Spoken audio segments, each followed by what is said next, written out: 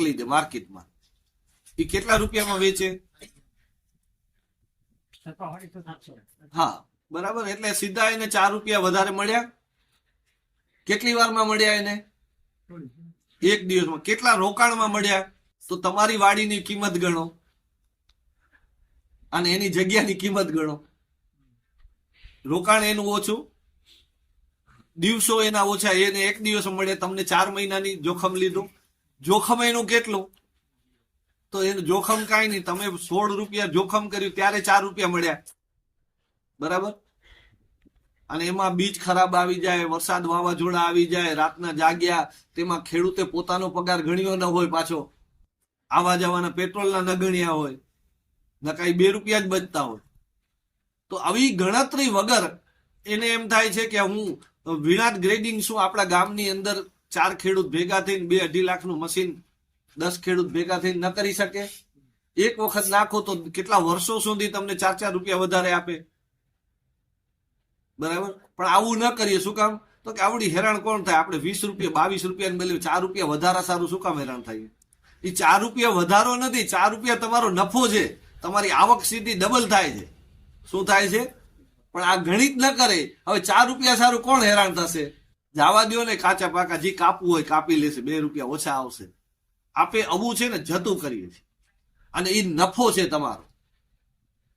એ નહીં વસ્તુ ઘઉં છે, હું વિણાટ કરાવીને 4 રૂપિયા વધીએ, પછી હું એ નહીં તમને ક્યાંક ડિલિવરી દેવા જાશો, બધા શહેરમાં કહી દો કે ભાઈ અમે તમને હોમ ડિલિવરી દેશો,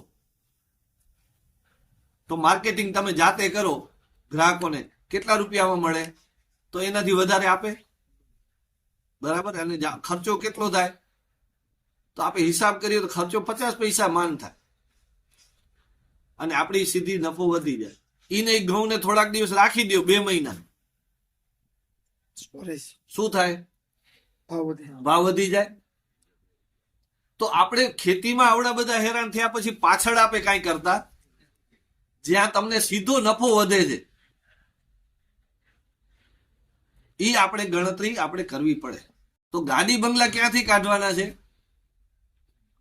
એ આપણે માર્કેટિંગમાંથી, સ્ટોરેજમાંથી, પ્રોસેસિંગમાંથી કાઢો. આ ખેતરની અંદર આપણે ચેનચાળા ન કરીએ, ધરતી સાથે આપણે ખિલવાડ ન કરીએ, પ્રકૃતિ સાથે આપણે ખિલવાડ ન કરીએ. અને તમે જેટલું ઝીણું કાંચશો એટલું ધરતી વધારે આપશે. તમને જેટલી ખબર પડશે, બીજનો ટાઈમ સાચવશો, બીજ સારું ગોતશો, પાણી તમે સમયસર દેશો, નિંદામણ બરાબર સમયસર કરશો, જેટલું તમે એક્યુરેટ થતા જશો એટલું ઉત્પાદન વધતું જશે.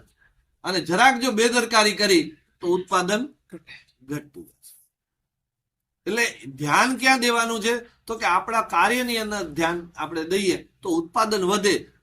દવા ખાતર વાપરવાથી ઉત્પાદન વધે છે, એ મગજમાંથી કાઢી નાખીએ. દવા ખાતર વાળાને પણ નુકસાન જાય છે, અને એ દવા ખાતર વાપરનાર એક ખેડૂતને એક ઉત્પાદન મળે, એને બીજા ખેડૂતને બીજું મળે છે, બરાબર. તો સૌથી મહત્વનું શું છે? તો ખેતીની પાકી સમજણ. પછી બજારમાં કયા પાક વાવવા જોઈએ, ક્યારે વાવવા જોઈએ, અત્યારે માર્કેટ શું છે એનો સર્વે કરવો જોઈએ, ક્યાં નીકળશે ત્યારે એની ભાવ શું હશે. તો આવા બધી એક્સરસાઇઝો કરી અને ગાડી બંગલાનું એરેન્જમેન્ટ કરીએ. પણ ખેતરમાં જીવોને મારીને, ઝાડવાઓને કાપીને આ પદ્ધતિ કરવાની આવશ્યકતા રહેશે નહીં. તો તમારું બધું સંચવાશે, ગાડી બંગલાએ મળશે, ધર્મ પણ સંચવાણો અને કર્મ પણ સંચવાણો, બરાબર ને. તો આ રીતે આખી ખેતીને આપણે સમજવાની જરૂર છે. અને આપણા પહેલે તો છે ને, આપણી માર્કેટ શોષણ ક્યાં થાય છે? તો બજારમાં થાય છે. બજારમાં શોષણ શું કામ થાય છે?